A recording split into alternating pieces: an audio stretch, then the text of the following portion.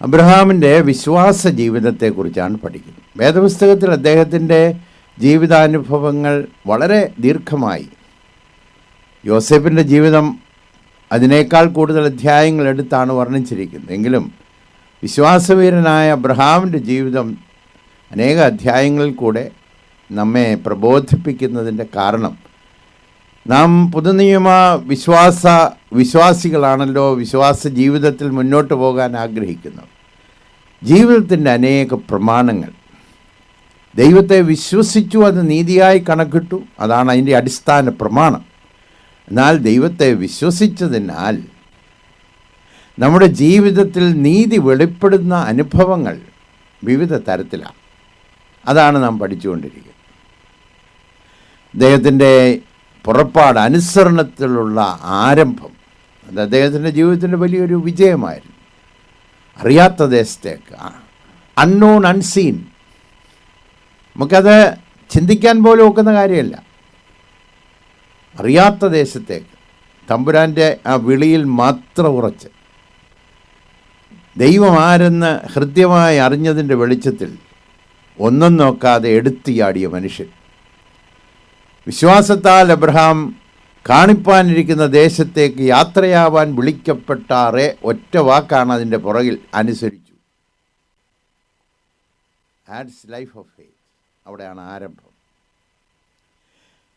കഴിഞ്ഞ പ്രാവശ്യം നാം വളരെ വലിയ അനുഗ്രഹിക്കപ്പെട്ട രൂപത്തിൽ ആരംഭിച്ചെങ്കിലും വിശ്വാസവീരൻ്റെ തോൽവിയെക്കുറിച്ച് നമ്മൾ പഠിച്ചു. അതും രേഖപ്പെടുത്തിയതിനായി ദൈവത്തിന് സ്തോത്രം. കാരണം നമുക്കൊക്കെ മനസ്സിലൊക്കെ എല്ലാ വിജയങ്ങൾ മാത്രം രേഖപ്പെടുത്തിയിരുന്നെങ്കിൽ നമുക്കൊക്കെ മനസ്സിലൊരല്പം ക്ഷീണം വരാൻ സാധ്യതയുണ്ട്. വീരനായ മനുഷ്യൻ്റെ ജീവിതത്തിലും ബലഹീനത വന്നു, ദേശത്ത് ക്ഷാമമുണ്ടായി. ഇന്നത്തെ നമ്മുടെ വിഷയവും കഴിഞ്ഞ ആഴ്ചത്തെ വിഷയവും തമ്മിൽ വലിയൊരു ബന്ധമുണ്ട്. കഴിഞ്ഞ ആഴ്ചത്തെ വിഷയത്തിൽ ക്ഷാമമാണ്, സ്റ്റാർവിങ്, ഇല്ലായ്മയാണ്. ഇന്ന് നാം വരുന്നത് സമ്പത്തിൻ്റെ അനുഭവത്തിലേക്കാണ്. അപ്പോൾ രണ്ട് രീതിയിലുള്ള ടെസ്റ്റിലേക്കാണ് അദ്ദേഹം പോയത്. ഒന്ന്, ഇല്ലായ്മയുടെ ടെസ്റ്റിൽ അദ്ദേഹം പരാജയപ്പെട്ടു. എന്നാൽ സമ്പത്ത് വർദ്ധിച്ചപ്പോൾ അദ്ദേഹം വിജയിച്ചു. ലോകത്തിൽ സാധാരണ തിരിച്ചാണ് സംഭവിക്കുന്നത്. ഇല്ലായ്മയിൽ വിശ്വാസത്തിൽ ഉറച്ചു ജീവിക്കുകയും അനുഗ്രഹം വരുമ്പോൾ തമ്പുരാനെ മറന്നു പോവുകയും ചെയ്യും. എന്നാൽ അബ്രഹാമിൻ്റെ ജീവിതത്തിൽ നേരെ വിപരീതമായ അനുഭവമാണ് ഉണ്ടായത്. നമുക്ക് അതിലേക്കൊന്ന് ശ്രദ്ധിക്കാം. 13-ാമത്തെ അധ്യായം. അതിലേക്ക് ആരംഭിക്കുന്നതിന് മുമ്പേ അദ്ദേഹത്തിൻ്റെ ഈ പരീക്ഷണം വരുന്നതിന് മുമ്പ് മിസ്രയീമിൽ നിന്ന് മടങ്ങി വരുന്നതിനെക്കുറിച്ചാണ് ആദ്യത്തെ 4 വാക്യങ്ങളിൽ പറഞ്ഞിരിക്കുന്നത്. നാം വായിച്ചത് 5-ാം വാക്യം മുതലാണ്. His return from Egypt. അവിടെ 13-ാമത്തെ അധ്യായത്തിൽ മിസ്രയീമിൽ നിന്ന് പുറപ്പെട്ട് തെക്കേ ദേശത്ത് വന്നു. ഒറ്റ ഭാഷയിൽ പറഞ്ഞാൽ, ഒറ്റ വാക്കിൽ പറഞ്ഞാൽ, ഏബ്രഹാം റിട്ടേൺഡ്. എന്താണ് ആത്മീക ഉണർവ്? ആ ഒറ്റ വാക്കിൽ ആത്മീക ഉണർവ് രേഖപ്പെടുത്തി: മടങ്ങി വന്നു. അദ്ദേഹത്തിൻ്റെ മടങ്ങി വരവിന് ഒരുപാട് പ്രത്യേകതകളുണ്ട്. ഒന്ന്, അദ്ദേഹം മിസ്രയീമിന് പുറത്തു വന്നു. അതാണ് മടങ്ങി വരവിൻ്റെ ഒന്നാമത്തെ, ഹി കെയിം ഔട്ട്. 2, അദ്ദേഹം മാത്രമല്ല, അദ്ദേഹത്തിന് ഉള്ളതൊക്കെയും അല്പം അവിടെ ഇട്ടിട്ട് പോകുന്നില്ല. He brought everything out. 3, അദ്ദേഹം മടങ്ങി വന്ന സ്ഥലത്തെക്കുറിച്ച് പറഞ്ഞിട്ടുണ്ട്. എവിടെ നിന്ന് പോയോ അവിടേക്ക് മടങ്ങി വന്നു. വളരെ ശ്രദ്ധേയമാണ് ഇവിടെ പറഞ്ഞിരിക്കുന്നത്. ആദിയിൽ കൂടാരം ഉണ്ടായിരുന്നതും താൻ ആദിയിൽ ഉണ്ടാക്കിയ യാഗപീഠം ഇരുന്നതുമായ സ്ഥലം വരെയും ബഥേലാണ് മടങ്ങി വന്നു. ദൈവം തമ്പുരാനെ എവിടെ ഇട്ടേച്ച് പോയോ പിന്നെ കണ്ടെത്തണമെന്നെങ്കിൽ അവിടെ തന്നെ മടങ്ങി വരണം.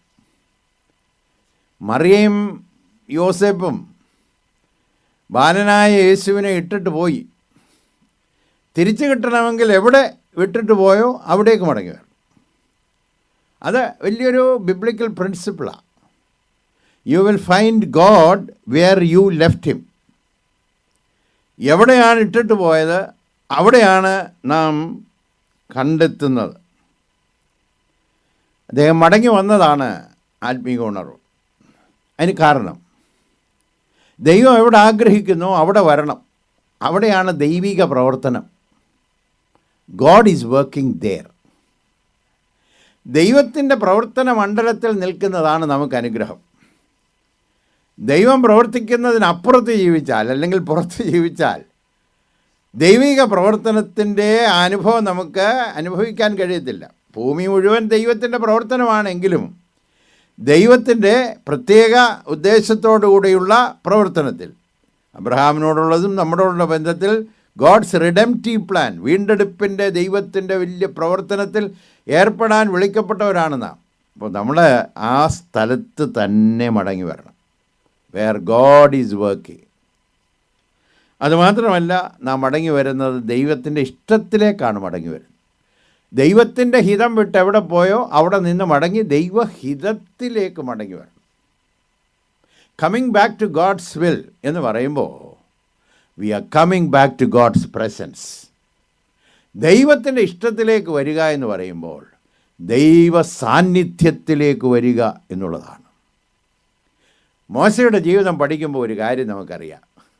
മോശയ്ക്ക് ഏറ്റവും ഇഷ്ടമായിരുന്ന കാര്യമാണ് ദൈവസാന്നിധ്യം.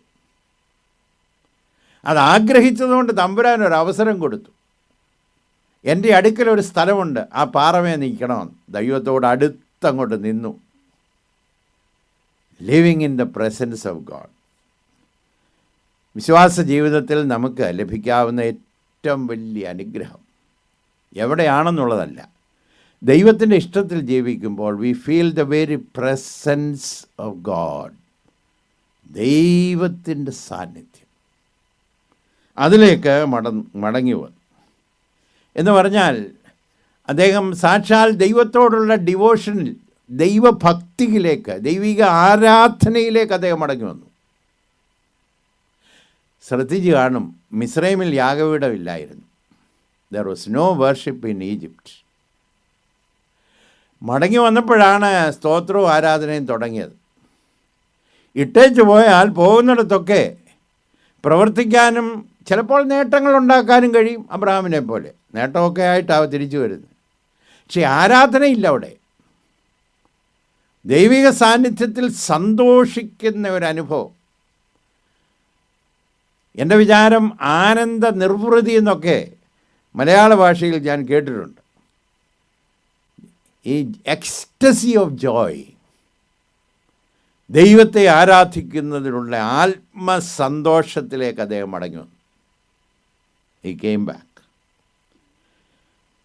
ഈ തമ്പുരാനെ ഇട്ടേച്ച് പോകുമ്പോഴാണ് അറിയാനുള്ളൊരു നല്ല വഴിയുണ്ട്. ഈ ആരാധനയിൽ താല്പര്യം കുറയുമ്പോൾ ശ്രദ്ധിച്ചോണം. ഈ ചടങ്ങിൽ പോകുന്നതിനെക്കുറിച്ചല്ല, ഈ ചടങ്ങിനകത്തിരിക്കുമ്പോഴേ ഉള്ള ആരാധനയിൽ സന്തോഷിക്കാതിരിക്കുമ്പോൾ എന്തോ ഉള്ളിലൊരു പ്രയാസമുണ്ട്, അല്ലെങ്കിൽ നഷ്ടമുണ്ടെന്നുള്ളതൊന്ന് സൂചിപ്പിക്കണം. അബ്രഹാമിൻ്റെ ജീവിതത്തെ പോലെ. 2, ദൈവിക ആശ്രയത്തിലേക്ക് അദ്ദേഹം മടങ്ങി വന്നു. ഇങ്ങനെയാണ് നാം വായിക്കുന്നത്, അബ്രഹാം യഹോവയുടെ നാമത്തിൽ ആരാധിച്ചു. അപ്പോൾ ദൈവത്തിൻ്റെ നാമത്തിൽ, he depended on God. He called on the name of the Lord എന്നാണ് ഒരു പരിഭാഷ. ദൈവത്തിൻ്റെ നാമത്തിൽ അവനെ വിളിച്ചപേക്ഷിച്ചു. അപ്പോൾ എന്തിലേക്കാണ് മടങ്ങി വരുന്നത്? He came back into the devotion of God. ദൈവത്തോടുള്ള ബന്ധത്തിലുള്ള ആ ഹൃദയത്തിൻ്റെ ആ ഐക്യതയിലേക്ക്, ആ ഭക്തിയിലേക്ക് മടങ്ങി വന്നു. 2, ദൈവത്തിലുള്ള ആശ്രയത്തിലേക്ക് മടങ്ങി വന്നു. അവിടെ ഉപയോഗിച്ചിരിക്കുന്ന ഒരു വാക്കുകൂടുണ്ട്. മുമ്പോട്ട് പോകുന്നതിന് മുമ്പേ അത് ചിന്തിക്കുന്നത് നല്ലതാണ്. ഇങ്ങനെയാണ് നാം വായിക്കുന്നത്, തൻ്റെ യാത്രയിൽ തെക്ക് നിന്ന് ബഥേൽ വരെയും ബഥേലിനും ഹായിക്കും മധ്യേ തനിക്ക്, അടുത്ത വാക്ക് ശ്രദ്ധിക്കണേ, 3-ാം വാക്ക്, ആദിയിൽ ഉണ്ടായിരുന്നതും താൻ ആദിയിലുണ്ടാക്കിയ യാഗപീഠം ഇരുന്നതുമായ സ്ഥലം വരെയും ചെന്നു. അവ 2 പ്രാവശ്യം പറഞ്ഞിട്ടുണ്ട്. ആദിയിൽ എന്ന് പറഞ്ഞാൽ പണ്ടുണ്ടായിരുന്ന, what he had in the beginning ആണ്. വേദപുസ്തകത്തിൽ പണ്ടത്തെ നാളുകളെയൊക്കെ ഓർക്കണമെന്ന് പറയുമ്പോൾ നമ്മുടെ ജീവിതത്തിൽ ആദിയിലുണ്ടായിരുന്നു. ഏറ്റവും അത് മനസ്സിലാക്കാനുള്ള ഒരു ഭാഗം എഫെസോസിലെ സഭയെക്കുറിച്ചാണ്. ആദ്യ സ്നേഹത്തിലേക്ക് മടങ്ങി വരണം. അപ്പോൾ മടങ്ങി വന്നത് ദൈവത്തിലുള്ള ഭക്തിയിലേക്കും ദൈവത്തിലുള്ള ആശ്രയത്തിലേക്കും ആദ്യകാല സ്നേഹത്തിലേക്കും അബ്രഹാം മടങ്ങി വന്നു. അതാണ് നാം ഈ വേദഭാഗത്ത് വായിക്കുന്നത്. മടങ്ങി വന്നപ്പോൾ തനിക്കുണ്ടായ രണ്ടാമത്തെ പരീക്ഷണം. വിശ്വാസം എപ്പോഴും ശോധന ചെയ്യുന്നതാണല്ലോ. അങ്ങനെയാണല്ലോ നാം പഠിച്ചത്. Faith is always tested. ശോധന ചെയ്യപ്പെടാത്ത വിശ്വാസം വിശ്വസിക്കാൻ കൊള്ളാത്ത വിശ്വാസമാണെന്നാണ് പറയുന്നത്. Faith that is not tested cannot be trusted. നമുക്ക് ശോധന ചെയ്യപ്പെടാത്ത വിശ്വാസം ആശ്രയിക്കാൻ കൊള്ളാത്ത വിശ്വാസം. അതുകൊണ്ട് അബ്രഹാം ശോധന ചെയ്യപ്പെടുന്നു. അദ്ദേഹം സമ്പത്ത് കൊണ്ട് ഇവിടെ ശോധന ചെയ്യപ്പെടുകയാണ്. സമ്പത്ത്, ഈ ലോകത്തിൽ ഈ സമ്പത്തുണ്ടല്ലോ, ഒരുപാട് പ്രശ്നങ്ങൾക്ക് പരിഹാരമാണ്. നമ്മൾ കേട്ടിട്ടുള്ളൊരു വാചകം പറയാം, മണി സോൾവ്സ് ലോട്ട് ഓഫ് പ്രോബ്ലംസ്. ശരിയല്ലയോ? എന്നാൽ രണ്ടാമത് അതിനോടൊരു വാചകം കൂടെ കൂട്ടിച്ചേർക്കുന്നത് നല്ലതാണ്. സംടൈംസ് മണി സ്റ്റാർട്ട്സ് അതർ പ്രോബ്ലംസ്. പണം ചിലപ്പോൾ ഇത് കൂടാതെ മറ്റ് പ്രോബ്ലം ആരംഭിക്കും. അത് ചുറ്റുപാട് വന്ന് കണ്ടുപിടിച്ചാൽ മതി, മനസ്സിലാവും. അത് പല പ്രശ്നങ്ങൾക്കും പരിഹാരം വന്നെങ്കിലും പല പ്രശ്നങ്ങളും ആരംഭിക്കാൻ കാരണം ഈ പണം വന്നതാണ്. അതിന് എല്ലാ സാധ്യതയുണ്ട് എന്നുള്ളത് ഓർക്കണം. അബ്രഹാമിന് വിശപ്പ് വന്നപ്പോൾ പരാജയപ്പെട്ട് മിസ്രൈമിലേക്ക് പോയി. ഇവിടെ സമ്പത്ത് വർദ്ധിച്ചപ്പോൾ താൻ എങ്ങനെ അതിനെ നേരിട്ടു എന്ന് നമുക്ക് കാണാനായിട്ട് കഴിയും. ഈ സമ്പത്തിന് ചില പ്രത്യേകതകളുണ്ട്. സഭാപ്രസംഗി 5:10 പറഞ്ഞു, ഈ ദ്രവ്യപ്രിയന് ദ്രവ്യം കിട്ടിയിട്ടും ഐശ്വര്യപ്രിയന് ആദായം കിട്ടിയിട്ടും തൃപ്തി വരുന്നില്ല. അപ്പോൾ ഒരു കാര്യം സമ്പത്തിനൊരു പ്രത്യേകതയുണ്ട്, തൃപ്തി കൊടുക്കത്തില്ല. ഏതോ വലിയ അതിസമ്പന്നനായ ഒരു മനുഷ്യനോട് ചോദിച്ചു, ഇനി എത്ര കൂടെ ഉണ്ടെങ്കിൽ തൃപ്തിയാകും? എ ലിറ്റിൽ മോർ, അല്പം കൂടെ. ഇനി അതുകൂടെ കിട്ടിക്കഴിയുമ്പോൾ എ ലിറ്റിൽ മോർ എന്ന് പറഞ്ഞാൽ യേശു കർത്താവ് സ്ത്രീയോട് പറഞ്ഞതുപോലെ ഇറ്റ് നെവർ സാറ്റിസ്ഫൈസ് യു. ഇത് യാഥാർത്ഥ്യമാണ്. അതുമാത്രമല്ല, ഈ അതേ അധ്യായത്തിൽ 5-ാമത്തെ അധ്യായത്തിൽ സഭാപ്രസംഗി 13-ാമത്തെ വാക്യം, സൂര്യൻ്റെ കീഴിൽ ഞാൻ കണ്ടിട്ടുള്ള വലിയൊരു തിന്മയുണ്ട്, ഉടമസ്ഥൻ തൻ്റെ അനർത്ഥത്തിനായി സൂക്ഷിച്ചു വച്ചിരിക്കുന്ന സമ്പത്ത്. അതുകൊണ്ട് പറഞ്ഞിരിക്കുന്ന വളരെ ജ്ഞാനിയായ ശലോമോൻ പറഞ്ഞിരിക്കുന്ന ആ സമ്പത്ത് അനർത്ഥത്തിനായിട്ടാണ് സൂക്ഷിച്ചു വച്ചിരിക്കുന്നത്. അപ്പോൾ സമ്പത്തിന് അതിൻ്റേതായ തിന്മകളുണ്ട് എന്നുള്ളത് ഓർക്കണം. നോക്കിയാട്ടെ, നമുക്ക് നമ്മുടെ വേദഭാഗത്ത് അതെങ്ങനെ ബാധിച്ചു എന്ന് നോക്കാം.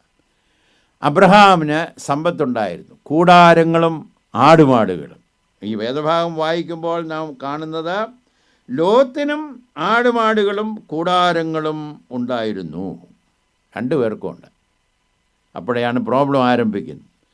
അതുകൊണ്ട് ഒന്നാമത് സംഭവിച്ചത് അവിടെ രേഖപ്പെടുത്തിയിട്ട് 6-ാമത്തെ വാക്യത്തിൽ ദേശത്തിന് അവരെ വഹിച്ചുകൂടാഞ്ഞു. ശ്രദ്ധിച്ചോ, the land could not bear them. ഈ ഓവർ എക്സ്പ്ലോയിറ്റേഷൻ ഉണ്ടല്ലോ, നമ്മുടെ ആവശ്യത്തിന് അധികമായിട്ടൊക്കെ ഇങ്ങോട്ട് നമ്മൾക്കുള്ള വിഭവങ്ങളെ അങ്ങോട്ട് ചൂഷണം ചെയ്യുമ്പോൾ ഭൂമി സംസാരിക്കാൻ തുടങ്ങും. അതാണിപ്പോൾ കാണുന്നതൊക്കെ. The world speaks, the earth speaks. അപ്പോൾ പറഞ്ഞിരിക്കുന്നത് ഈ ആടുമാടുകളും ഈ കൂടാരങ്ങളും അങ്ങോട്ട് വർദ്ധിച്ചു കഴിഞ്ഞപ്പോൾ ദേശത്തിന് അങ്ങോട്ട് സഹിക്കാനൊക്കുന്നില്ല. കാരണം ദേശത്തിനെ അല്ലയോ അതിൽ നിന്നല്ലയോ ഇതിങ്ങോട്ട് എടുക്കുന്നത്. The land could not bear them. രണ്ടാമത് അവിടെ പറഞ്ഞിരിക്കുന്നു, സമ്പത്ത് വളരെ ഉണ്ടായിരുന്നത് കൊണ്ട് 6-ാം വാക്യത്തിൽ തന്നെ അവർക്ക് ഒന്നിച്ച് പാർപ്പാനും കഴിഞ്ഞില്ല. They could not bear one another. ഈ ഭൂമിക്ക് അവരെ സഹിക്കത്തില്ലെന്ന് മാത്രമല്ല, അവർക്ക് അന്യോന്യം അങ്ങോട്ട് സഹിക്കാൻ ഒക്കുന്നില്ല. അതിൻ്റെ കാരണം ഇതായിരിക്കും. ഞാൻ ഭാവനയിൽ ചിന്തിക്കുക, ഈ 5 ഏക്കർ പുൽപ്പുറം ഉണ്ടായിരുന്നെന്ന് വിചാരിച്ചു. അറിഞ്ഞുകൂടാ, ഞാനൊരു ഭാവനയെ പറഞ്ഞതാണ് കേട്ടോ, ഒരു അളവങ്ങ് പറഞ്ഞതേ ഉള്ളൂ. ആടുമാടുകൾ പെരുകിക്കൊണ്ടിരിക്കുക. അപ്പോൾ ഇതെങ്ങനെയാണ് വിഭാഗിക്കുന്നത്? ആദ്യമൊക്കെ പറഞ്ഞു കാണും, ആ കയ്യാലയ്ക്കിപ്പുറം നിൻ്റേത്, ഈ കയ്യാലയ്ക്കപ്പുറം എൻ്റേത്. കുറഞ്ഞു കഴിഞ്ഞപ്പോൾ ഇതങ്ങോട്ട് വർദ്ധിച്ച് കഴിഞ്ഞപ്പം ഒരു കൂട്ടരുടെ ആടുകൾ ഈ കയ്യാലയ്ക്ക് അപ്പുറം ചാടാൻ തുടങ്ങി. അപ്പോൾ ആദ്യം ആടുകളാണ് ചാടുന്നത്. ഈ ചാടിക്കഴിയുമ്പോഴാണ് പ്രശ്നം ഉണ്ടാകുന്നത്. ഓർക്കണം, ഈ സമ്പത്ത് വർദ്ധിക്കുമ്പോൾ അന്യോന്യം സഹിക്കാനും പ്രയാസം.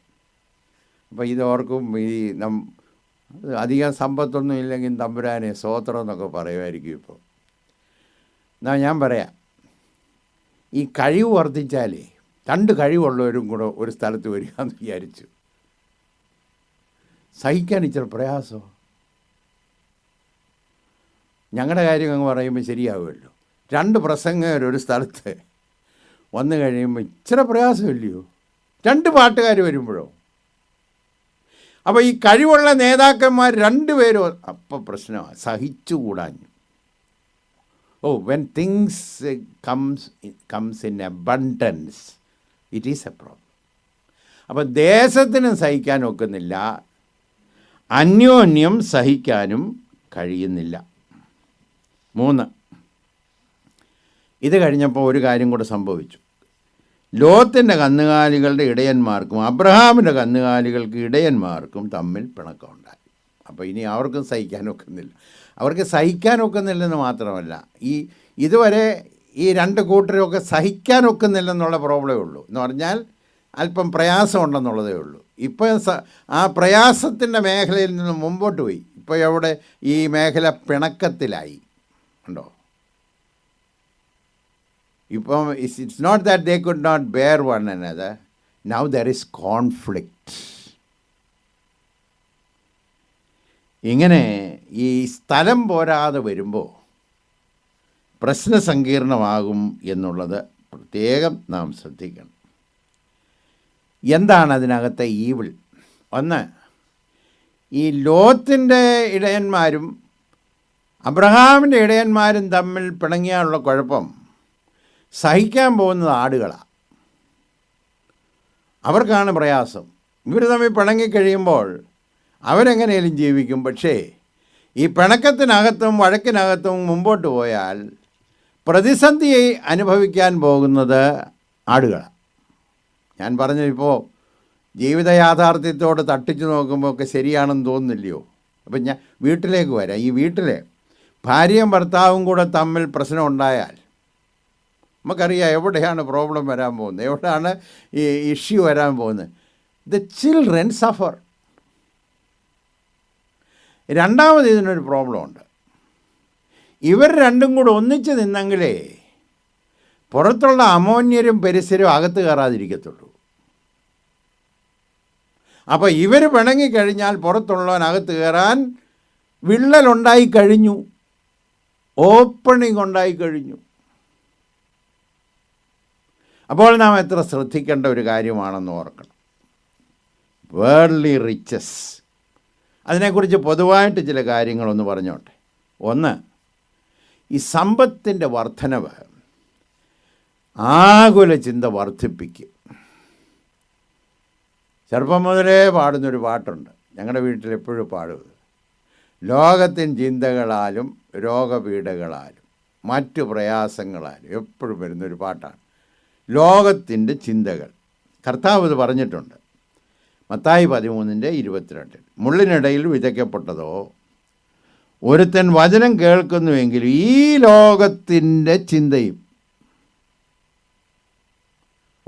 ചിന്താഭാരം, ആങ്സൈറ്റി ഒരുപാടുണ്ടാവും. ആങ്സൈറ്റി. 2, അപ്പസ്തലനായ പൗലോസ് പറഞ്ഞു, ഇത് വർദ്ധിച്ചാൽ കുടുക്കിൽപ്പെടാനിടയുണ്ടെന്ന്. അപ്പസ്തലൻ പറഞ്ഞതാണ്. ധനികന്മാരാകുവാൻ ആഗ്രഹിക്കുന്നവർ പരീക്ഷയിലും കെണിയിലും കുടുങ്ങും. അപ്പോൾ ഈ ധനത്തെക്കുറിച്ച് പറയുമ്പോൾ ഇവിടെ ശ്രദ്ധിക്കേണ്ട ഒരു കാര്യം ഞാൻ സൂചിപ്പിക്കേണ്ടതായിരുന്നു. ദൈവം നമുക്ക് തരുന്ന സമ്പത്ത് ദൈവം അനുഗ്രഹിച്ച് നൽകുന്ന സമ്പത്ത്. സദൃശവാക്യം 10:22 അത് പ്രത്യേകമായി പറഞ്ഞിരിക്കുന്നത്. What God blesses and gives you, അതിൽ തെറ്റില്ല. പക്ഷേ ദൈവം അനുഗ്രഹിച്ച് തരുന്ന സമ്പത്തുമായി നമ്മുടെ ബന്ധം, നമ്മുടെ മനോഭാവം, അവിടെയാണ് പ്രതിസന്ധി. അതുകൊണ്ടാണല്ലോ അപ്പോസ്തലൻ പറഞ്ഞത്, ദ്രവ്യമല്ല, ദ്രവ്യ ആഗ്രഹം, അതാണ് പ്രശ്നം.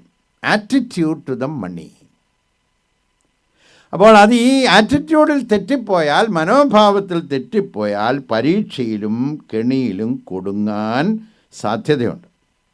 മനുഷ്യർ സംഹാരനാശങ്ങളിൽ മുങ്ങിപ്പോകുവാൻ ഇടവരുന്ന മൗഢ്യവും ദോഷകരവുമായ പല മോഹങ്ങൾക്കും, പല മോഹങ്ങൾക്ക് ഇരയായിത്തീരും ഇത് നമ്മൾ കൺട്രോൾ ചെയ്തില്ലെങ്കിൽ എന്നുള്ളത് ഓർത്തുകൊള്ളണം. ലോകത്തിൻ്റെ ജീവിതത്തെക്കുറിച്ച് നമ്മളൊരല്പം ചിന്തിക്കും. അദ്ദേഹം അതിൻ്റെ പിന്നാലെ പോയി എന്നുള്ളത് നമുക്ക് അറിയാമല്ലോ, ഈ ചരിത്രം അറിയാം. അദ്ദേഹം അതിൻ്റെ പിന്നാലെ പോയി കഴിഞ്ഞപ്പോൾ സോദോമിൽ ചെന്ന് സോദോമിലെ ദുഷ്ടതയ്ക്കകത്ത് ലോത്ത് കുടുങ്ങിപ്പോയി.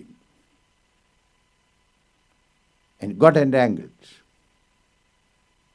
അപ്പോൾ സമ്പത്ത് വർദ്ധിക്കുമ്പോൾ അത് നമ്മെ പിടിച്ച് വരിഞ്ഞു മുറുക്കാതിരിപ്പാൻ നമ്മുടെ മനോഭാവം എപ്പോഴും സൂക്ഷിച്ചു കൊള്ളണം. മൂന്നാമതൊരു കാര്യം കൂടെ പറഞ്ഞിട്ടുണ്ട്. അപ്പോൾ ആകുലചിന്ത മാത്രമല്ല, ചില കുടുക്കുകളിൽ ചെന്ന് ചേരാൻ സാധ്യതയുണ്ട് എന്ന് മാത്രമല്ല, ബഹുദുഃഖങ്ങൾ. 1 തിമോഥെയോസ് 6:10. ദ്രവ്യാഗ്രഹം സകലവിധ ദോഷത്തിനും മൂലമല്ലോ. ഇത് ചിലർ കാംക്ഷിച്ചിട്ട് വിശ്വാസം വിട്ട് ഉഴന്ന ബഹുദുഃഖങ്ങൾക്ക്, ലോട്ട് ഓഫ് ഗ്രീഫ്.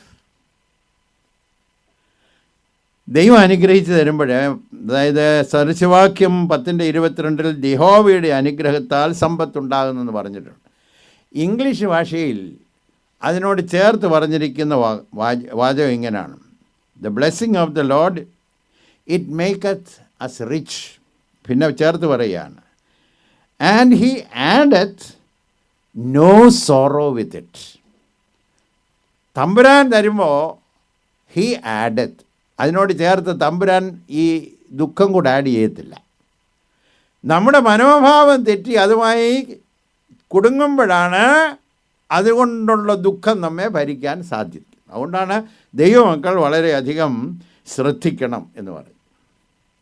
ഒരു കൊച്ചനുണ്ടായിരുന്നു, അവനെ ഈ നാടോടി, അവന് ആടുകളെ മേയിച്ചൊക്കെ നടക്കുക. പെട്ടെന്ന് തിളങ്ങുന്ന എന്തോ കൈ കണ്ടു കേട്ടോ.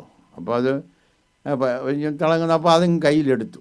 അപ്പോൾ കയ്യിലെടുത്ത് നാട്ടിൽ അറിയാവുന്ന ഒരു മനുഷ്യനോട് ചോദിച്ചു, ഇതെന്തോന്ന്? അപ്പോൾ പറഞ്ഞു, അയ്യോ കുഞ്ഞ, ഇത് വിലയേറിയ രക്തമാണെന്ന് പറഞ്ഞു. അപ്പം മുതൽ ആ കുഞ്ഞിന് പ്രയാസം. കാരണം ആരെങ്കിലും നോക്കുമ്പോൾ ഉടനെ ചിന്ത എന്നാണെന്നറിയാമോ? ഇതെൻ്റെ കയ്യിൽ നിന്ന് തട്ടിക്കൊണ്ടു പോകാനാണോ? കുറച്ച് കഴിഞ്ഞപ്പോൾ എൻ്റെ ജീവനെ എടുത്തു കളയുമോ? ഉറക്കമില്ല. ആ കഥ എഴുതിയ ആൾ പറഞ്ഞു, ഈ ഉറക്കമില്ലാതെ അസ്വസ്ഥനായി ഒരുപാട് നാൾ കഴിഞ്ഞപ്പോൾ ആ കയ്യിലിരുന്ന് എടുത്ത് കുളത്തിനകത്തോട്ട് എറിഞ്ഞേച്ച് കിടന്നുറങ്ങിയെന്ന് പറഞ്ഞു. അപ്പോഴീ തമ്പുരാൻ കയ്യിൽ തന്നത് ഈ ഉറക്കം കെടുത്തരുത്, സ്വസ്ഥത നഷ്ടപ്പെടുത്തരുത്. സ്വസ്ഥത നഷ്ടപ്പെടുന്നുണ്ടെങ്കിൽ ശോധന ചെയ്യണം. സമ്പത്തിനെയല്ല ശോധന ചെയ്യേണ്ടേ, ഞാനും സമ്പത്തുമായിട്ടുള്ള ബന്ധത്തെ ശോധന ചെയ്തേച്ചാൽ മതി. That's earth riches. ഇനി നമുക്ക് നോക്കാം അബ്രഹാമിൻ്റെ ജീവിതത്തിൽ അതെങ്ങനെയാണ് അത് അദ്ദേഹം കൈകാര്യം ചെയ്ത്. അവിടെ ഒരു പ്രതിസന്ധി ഉണ്ടായി എന്നുള്ളത് രേഖപ്പെടുത്തിയിട്ടുണ്ട്. ഞാനിത് പഠിച്ചുകൊണ്ടിരുന്നപ്പോൾ ഒരു ഭാഗം വായിക്കാനിടയായി. ഒരു മനുഷ്യൻ്റെ എഴുത്ത്, റോബർട്ട്സൺ എന്ന് പറഞ്ഞൊരു മനുഷ്യൻ എഴുതിയതാണ്. Enlargement of man's possessions very often causes contraction of his heart എന്ന് പറഞ്ഞാൽ, അതായത് ഒരു മനുഷ്യൻ്റെ സമ്പത്ത് വർദ്ധിക്കുമ്പോൾ അവൻ്റെ ഹൃദയം ചുരുങ്ങിപ്പോകാൻ സാധ്യതയുണ്ട്. ഞാനിതിനെക്കുറിച്ച് ചിന്തിച്ച് നോക്കിയിട്ട് ഒരുപാട് സാധ്യതയുണ്ട്. പലപ്പോഴും ഈ വിശാല ഹൃദയമുള്ളത് ഒരുപാടുള്ളവരല്ല.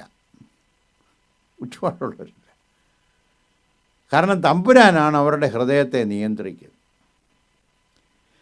അബ്രഹാമിൻ്റെ ജീവിതത്തിലേക്കൊന്ന് എത്തി നോക്കാം. എങ്ങനെയാണ് പ്രതിസന്ധി ഉണ്ടായി, ആടുമാടുകൾ വർദ്ധിച്ചു, രണ്ടുപേർക്കും വർദ്ധിച്ചു, ദേശത്തിന് സഹിക്കാൻ വയ്യാതെയായി. അപ്പോൾ ഇടയന്മാർക്ക് അവർക്ക് സഹിച്ചുകൂടാഞ്ഞു. അത് കഴിഞ്ഞപ്പോൾ പിണക്കമായി, ഇഷ്യൂ ഡെവലപ്പ് ചെയ്തു. അപ്പോൾ എന്ത് അബ്രഹാം ചെയ്തു എന്ന് നോക്കാട്ടെ. 13-ാമത്തെ അധ്യായത്തിൻ്റെ 8-ാമത്തെ വാക്യത്തിൽ, അതുകൊണ്ട് ഈ വേദപുസ്തകത്തിലെ ഈ ഓരോന്ന് തമ്പുരാൻ ചേർത്തിട്ടുണ്ട്. അതുകൊണ്ട്, ഉടനെ എന്ന് പറഞ്ഞാൽ അതുകൊണ്ട്, വേർഫോർ എന്തുകൊണ്ടാണെന്നുള്ളത് പുറകോട്ട് നോക്കിയാൽ പിണക്കമുണ്ടായി, അസ്വാസ്ഥ്യമുണ്ടായി, അസ്വസ്ഥതയുണ്ടായി. അതുകൊണ്ട് അബ്രഹാം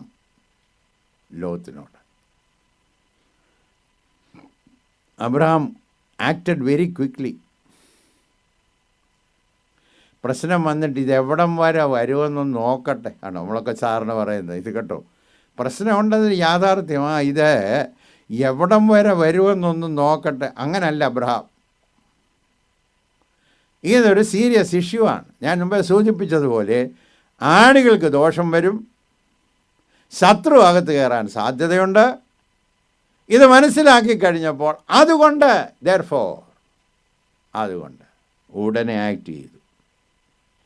ഇംഗ്ലീഷിൽ ഇങ്ങനെ ഒരു ശൈലിയുണ്ടല്ലോ, നിപ്പിങ് ഇറ്റ് ഇൻ ദ ബഡ് എന്ന് പറയും. അതായത് മൊട്ടായിട്ടിരിക്കുമ്പോഴേ അതിനെ ഒടിച്ചു കളയുകയാണ്.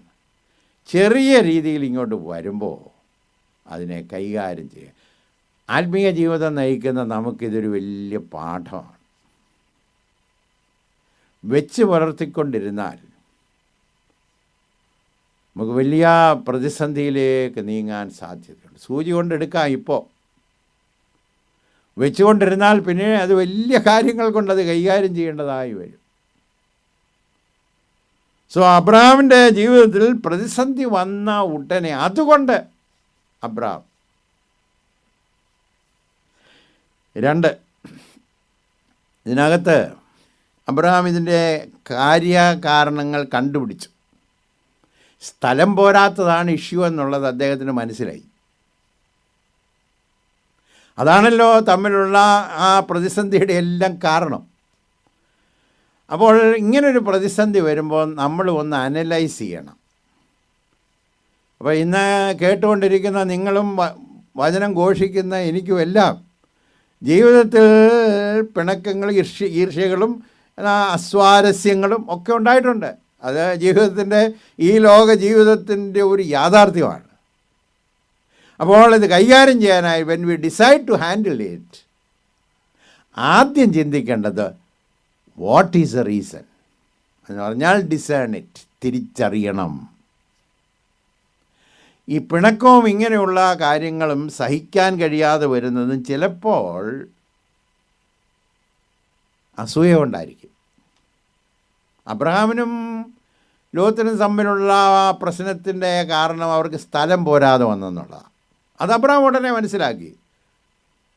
എന്ന് പറഞ്ഞ പോലെ നമ്മൾ ചിലതൊക്കെ ഒന്ന് ചിന്തിച്ച് നോക്കണം. ചിലപ്പോൾ ഏജ് ഫാക്ടർ ഈ പുതിയ തലമുറയോട് ചേർന്ന് പോകാൻ ഈ പഴയ തലമുറയ്ക്ക് ചിലപ്പോൾ ഇച്ചിരി പ്രശ്നമുണ്ട്. അപ്പോൾ ഈ പ്രശ്നം വരുമ്പോൾ ഓർക്കണം, ഒരു പക്ഷേ ഇത് ഈ തലമുറകൾ തമ്മിലുള്ള വ്യത്യാസം കൊണ്ടാണെന്നൊന്ന് ചിന്തിക്കാൻ കഴിഞ്ഞാൽ നമ്മുടെ ചില പ്രോബ്ലമൊക്കെ സോൾവ് ആകും. അപ്പോൾ നമുക്ക് ചിലതൊക്കെ സഹിക്കാനേ ഒക്കുന്നില്ല, കാരണം നമ്മൾ പഴയ മനുഷ്യരില്ലയോ. അപ്പോൾ ദെൻ വി അണ്ടർസ്റ്റാൻഡ്, നോ, ഇതൊരു മോറൽ പ്രോബ്ലം ഒന്നും അല്ലല്ലോ, ഇത് ശൈലിയിലുള്ള വ്യത്യാസമാണ്, ഇത് തലമുറകൾ തമ്മിലുള്ള വ്യത്യാസമാണ് മനസ്സിലാക്കുക. അല്ലാതെ ഞാൻ മുമ്പേ സൂചിപ്പിച്ചതുപോലെ ഈ അകത്ത് അസൂയ കിടക്കുമ്പോൾ ചിലപ്പോൾ ഈ വിമർശനം പുറത്തു വരുന്നു എങ്കിലും വിമർശനമല്ല ഇഷ്യൂ. നല്ല ഉദാഹരണമാണ് വേദപുസ്തകത്തിൽ. കൂശ സ്ത്രീയെ വിവാഹം കഴിച്ചു എന്നുള്ളതാണ് മോശയെ സഹോദരിയും സഹോദരനും കൂടെ വിമർശിച്ചതിൻ്റെ കാരണം. ഇഷ്യൂ അതൊന്നുമല്ല, കൂശ സ്ത്രീയെ വിവാഹം കഴിച്ചതൊന്നുമല്ല. താഴോട്ട് പറഞ്ഞിട്ടുണ്ട്, അവന് മാത്രമേ ഉള്ളൂ അരുളപ്പാട്, ഞങ്ങളല്ലയോ അവനെ വളർത്തിയത്. So inner issue is different.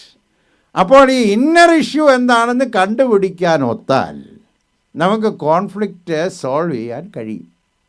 അപ്പോൾ ഇവിടെ അബ്രഹാം ഉടനെ മനസ്സിലാക്കി, ഇതേ കൂടാരങ്ങളും ആടുമാടുകളും വർദ്ധിച്ചു കഴിഞ്ഞപ്പോൾ സ്ഥലം പോരാതെ വരുന്നു. ഇനി നോക്കിക്കാട്ടെ, ഇനി എങ്ങനെ കൈകാര്യം ചെയ്തു, എന്താണ് പ്രശ്നമെന്ന് മനസ്സിലായി. പ്രശ്നം കൈകാര്യം ചെയ്യണമെന്ന് ഉടനെ തീരുമാനിച്ചു. 3, എങ്ങനെ കൈകാര്യം ചെയ്തു. അതുകൊണ്ട് അബ്രഹാം ലോത്തിനോട്, ആ വാചകം നിങ്ങളൊന്ന് ശ്രദ്ധിച്ചോണേ, എനിക്കും നിനക്കും എൻ്റെ ഇടയന്മാർക്കും നിൻ്റെ ഇടയന്മാർക്കും, 8ാമത്തെ വാക്യമാണ്, തമ്മിൽ പിണക്കം ഉണ്ടാകരുതേ. ആ വാചകത്തിൻ്റെ ആ ടോൺ കേട്ടോ. അപ്പം നമ്മളായിരുന്നു, പ്രായം അദ്ദേഹത്തിനാണല്ലോ, അബ്രഹാമിനില്ലയോ. നമ്മളാണ് ലോകത്തിൻ്റെ അടുത്ത് ചെന്നിരുന്നെങ്കിൽ പറഞ്ഞു, എന്താടാ പ്രശ്നം ഉണ്ടോ? അങ്ങനെയല്ല, പിണക്കം ഉണ്ടാകരുതേ. എന്താ ഇഷ്യൂ എന്നറിയാമോ? ഇവിടെ ദൈവിക പ്രമാണത്തിൽ ഇങ്ങനെയുള്ള പ്രതിസന്ധികൾ കൈകാര്യം ചെയ്യേണ്ടത് സൗമ്യതയോടെ, ദൈവിക പ്രമാണത്തിൽ. ഇങ്ങനെയുള്ള കോൺഫ്ലിക്റ്റ് വരുമ്പോൾ അഭിമുഖീകരിക്കണം, ഹാർഷായിട്ടല്ല, സൗമ്യതയോടെ, വിത്ത് മീക്ക്നെസ്. മൃദുവായ ഉത്തരമാണല്ലോ കോപത്തെ ശമിപ്പിക്കാൻ. അപ്പോൾ ദൈവത്തിൻ്റെ പരിശുദ്ധാത്മാവിൻ്റെ ഒരു നിറവ് നമുക്ക് ആവശ്യമാണ്. നമുക്കെല്ലാം അബ്രഹാമിനെ പോലെയും ലോത്തിനെ പോലെയും ജീവിതത്തിൻ്റെ വഴിത്താരയിൽ പ്രതിസന്ധികളുണ്ടാകും. കൈകാര്യം ചെയ്യണം, എന്താണെന്ന് മനസ്സിലാക്കണം. പക്ഷേ ഡു ഇറ്റ് മേക്ക്ലി. അദ്ദേഹം ഇങ്ങനെ പ്രശ്നം കൈകാര്യം ചെയ്യാനുള്ള കാരണം എന്താണെന്ന് ഒന്ന് വിശദീകരിച്ചോട്ടെ. പുതിയ നിയമത്തിൽ നിന്ന് കർത്താവ് പറഞ്ഞൊരു ഉപമയിൽ നിന്നാണ്. അബ്രഹാം ആ ഉപമയൊന്നും കേട്ടിട്ടില്ല, പക്ഷേ എക്കാലത്തും ദൈവ പൈതലിന് ദൈവികമായ വെളിപ്പാടുണ്ടല്ലോ. കർത്താവിൻ്റെ കാലത്ത് ഉപമയിൽ കൂടെ നമ്മോട് പറഞ്ഞു, ഉപമയില്ലാതെ തന്നെ ദൈവത്തോട് ചേർന്ന് കിടക്കുന്ന അബ്രഹാമിന് പ്രമാണങ്ങൾ പഠിക്കാൻ വേറെ മാർഗമൊന്നും വേണ്ട. തമ്പുരാൻ്റെ അടുക്കലാണല്ലോ ജീവിതം. ഈ living with God, walking with God, so he gets the principles of God. കർത്താവ് ഒരു ധനവാൻ്റെ ചരിത്രം പറഞ്ഞു. ഇവിടെയും പ്രശ്നമാണ്. എനിക്കുള്ളത് വിഭാഗിച്ച് തരണം എന്നൊക്കെ പറഞ്ഞൊരു മനുഷ്യൻ വന്ന്, കർത്താവ് എൻ്റെ സഹോദരനോട് ഇടപെടണം എന്നൊക്കെ പറഞ്ഞപ്പോൾ കർത്താവ് ഒരു ഉപമ പറഞ്ഞു. ഒരു മനുഷ്യൻ്റെ സമ്പത്തൊക്കെ അധികം വർദ്ധിച്ചു. അപ്പോൾ അദ്ദേഹം സമ്പത്ത് ധാരാളം കൂട്ടിവെച്ചു. അപ്പോൾ കർത്താവ് അതിനകത്തൂടെ ഉപമയിൽ കൂടെ ചോദിക്കുകയാണ്, ലൂക്കോസ് 12:20, ദൈവം അവനോട്, മൂഢാ, ഈ രാത്രിയിൽ നിൻ്റെ പ്രാണൻ. അപ്പോൾ ഇഷ്യൂ കൊണ്ടുവരുന്ന എന്നാണെന്നറിയാമോ? ഇതിനോട് ബന്ധപ്പെട്ട് നിൽക്കുന്ന മനുഷ്യനോടുള്ള ബന്ധത്തിൽ ദൈവം തമ്പുരാൻ കൊണ്ടുവരുന്ന ഇഷ്യൂ പ്രാണനാണ്, സോൾ. അതിന് വലിയ അർത്ഥമുണ്ട്. ഈ സമ്പത്ത് വലിയ കാര്യമാണെന്ന് ചിന്തിക്കുന്ന ആളുകൾ എപ്പോഴും ഓർക്കേണ്ട ഒരു കാര്യമുണ്ട്.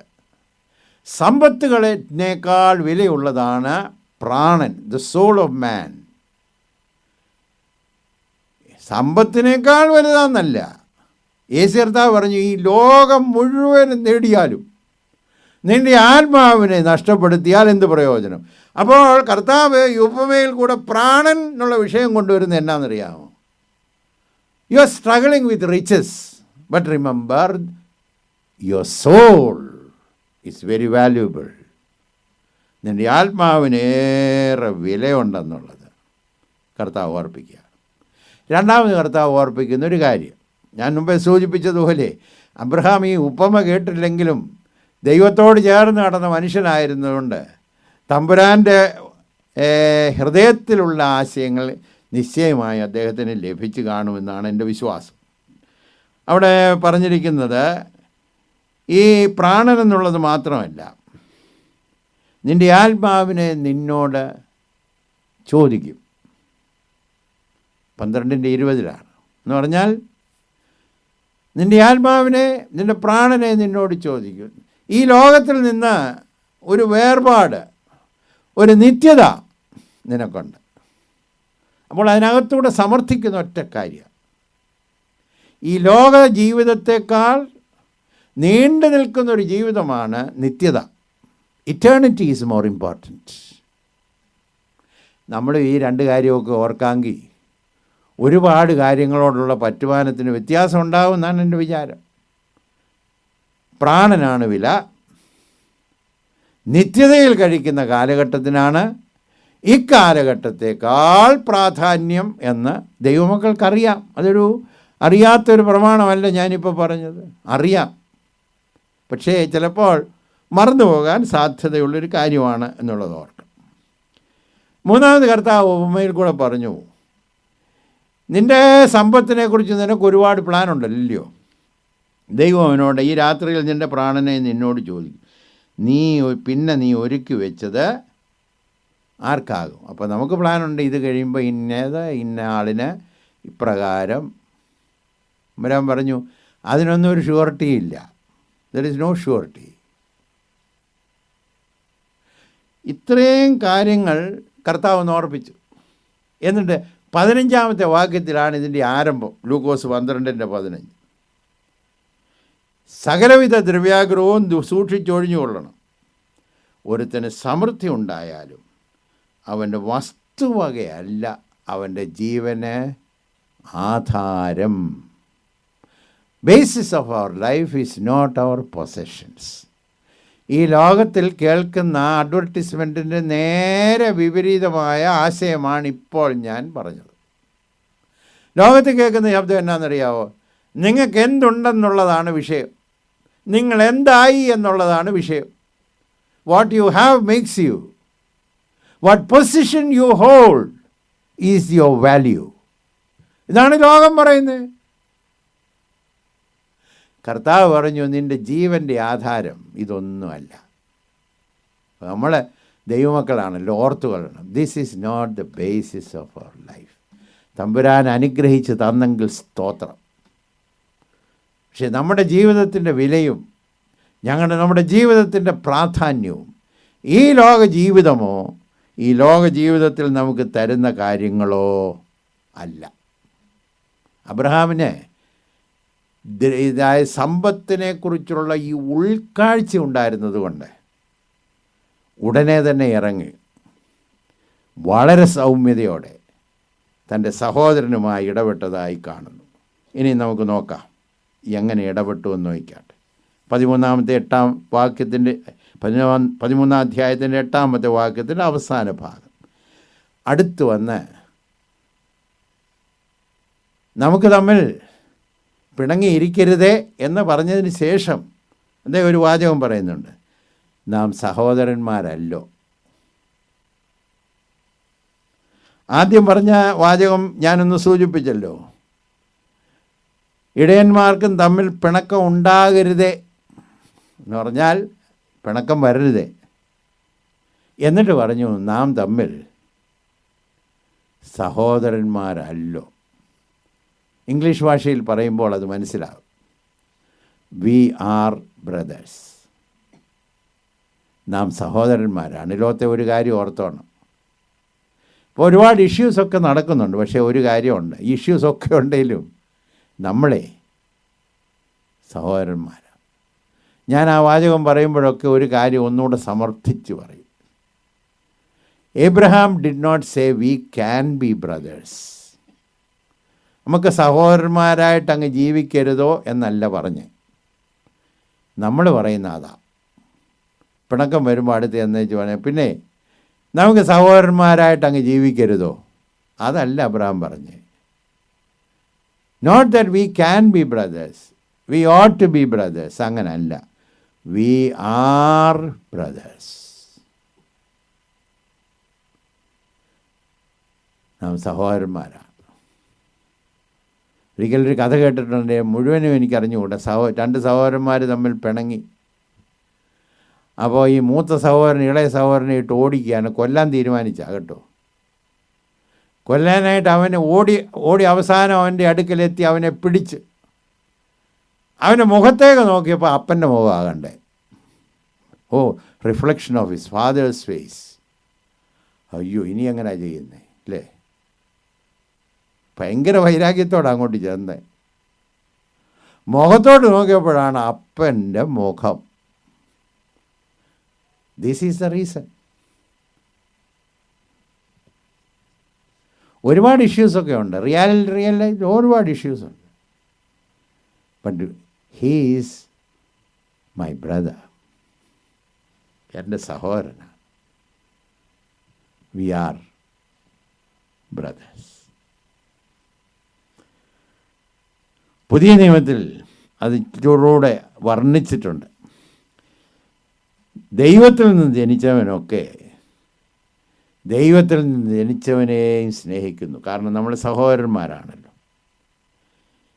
എഫേസ്യ ലേഖനം 4-ാമത്തെ അധ്യായത്തിൻ്റെ 1 മുതൽ 4 വരെയുള്ള വാക്യത്തിൽ വിളിച്ചിരിക്കുന്ന വിളിക്ക് യോഗ്യമായും, അതായത് സഹോദരന്മാരായി, പൂർണ്ണ വിനയത്തോടും സൗമ്യതയോടും ദീർഘക്ഷമയോടും കൂടെ നടക്കുകയും സ്നേഹത്തിൽ അന്യോന്യം പൊറുക്കുകയും ആത്മാവിൻ്റെ ഐക്യത സമാധാന ബന്ധത്തിൽ കാപ്പാൻ ശ്രമിക്കുകയും ചെയ്യണം. യേശുകർത്താവിൻ്റെ പ്രാർത്ഥന യോഹന്നാൻ്റെ സുവിശേഷം 17:23, എന്നെ അയച്ചിരിക്കുന്നു എന്നും നീ എന്നെ സ്നേഹിക്കുന്നത് പോലെ അവരെയും സ്നേഹിക്കുന്നു എന്നും ലോകമറിയുവാൻ നാം ഒന്നായിരിക്കുന്നത് പോലെ അവരും ഒന്നാകണം. See the message. We are brothers. 2, അബ്രഹാമിന് ബോധ്യമായ 2-ാമത്തെ കാര്യം, ഈ തമ്മിൽ പ്രശ്നമുണ്ടായാൽ ദൈവത്തിൻ്റെ നാമത്തിൻ്റെ മഹത്വത്തിനാണ് ക്ഷതം വരുന്നത്. അബ്രഹാമിൻ്റെ വീട്ടുപേരിന് ദോഷം വരുമെന്നല്ല, അല്ലെങ്കിൽ ലോകത്തിൻ്റെ സൽപ്പേരിന് ദോഷം, അതൊക്കെ വരും, ശരിയാണ്. പക്ഷെ അബ്രഹാം ഒരു കാര്യം മനസ്സിലാക്കി, ഇതിനകത്തൂടെ എന്നെ വിളിച്ചിറക്കിയ ഒരു ദൈവം ഇല്ലയോ, ആ ദൈവത്തിൻ്റെ നാമം ദൂഷിക്കപ്പെടും. കാരണം അത് നോക്കിക്കാട്ടെ, 13-ാം അധ്യായത്തിൻ്റെ 7-ാം വാക്യത്തിൽ അബ്രഹാമിൻ്റെ കന്നുകാലികളുടെ ഇടയന്മാർക്കും ലോകത്തിൻ്റെ കന്നുകാലികളുടെ ഇടയന്മാർക്കും തമ്മിൽ പിണക്കമുണ്ടായി. പെട്ടെന്ന് നമുക്ക് തോന്നും ഇറലവൻ്റായിട്ടുള്ളൊരു വാചകം അതിനകത്തോട്ട് ചേർത്തു. ഈ പിണക്കം ഉണ്ടായതിനകത്ത് ഈ വാചകം എന്തിനാണ്? കനാന്യരും പെരിസരും അന്ന് ദേശത്ത് വാർത്തിരുന്നു. ബ്രാക്കറ്റിൽ എഴുതിയ പോലെ തോന്നുന്നത്. എടാ, അവരവിടെ പിണക്കം ഉണ്ടായെങ്കിൽ ബാക്കി അങ്ങ് പറഞ്ഞാൽ പോരെ. You tell me the rest of the story. No, ഉടനെ അതിനകത്ത് ബ്രാക്കറ്റ് ഇട്ട് പറയുകയാണ്. ഈ പിണക്കം ഉണ്ടായ സമയത്ത് ഈ 2 കൂട്ടരും കനാന്യരും പെരിസരും അവിടെ ഉണ്ടായിരുന്നെന്ന് പറഞ്ഞാൽ വിജാതികൾ നോക്കിക്കൊണ്ടിരിക്കുന്നെന്ന്. നിങ്ങൾ പിണങ്ങുമ്പോൾ നിങ്ങളുടെ പിണക്കം കാണുന്ന നാട്ടുകാർ വിജാതികൾ ഉണ്ട്. അതുകൊണ്ടാണല്ലോ ഈ ദൈവസഭയിലെയും ദൈവമക്കളായ നമ്മുടെയൊക്കെ ചരിത്രമേ ഈ മാടക്കടയിലൊക്കെ സംസാരമായി വരുന്നുണ്ടല്ലോ. They are talking. എന്താ വിഷയം? നമ്മൾ ദൈവമക്കളായതുകൊണ്ട് തമ്പുരാനെ വെറുക്കുന്നൊരു ലോകമുണ്ട്.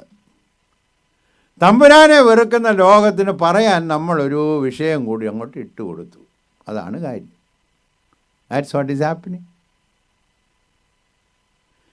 അപ്പോൾ അബ്രഹാം പറയാണ്, നമ്മുടെ ചുറ്റുമുള്ളവരൊക്കെ നമ്മളെ നോക്കിക്കൊണ്ടിരിക്കുക, ശ്രദ്ധിച്ചോണേ.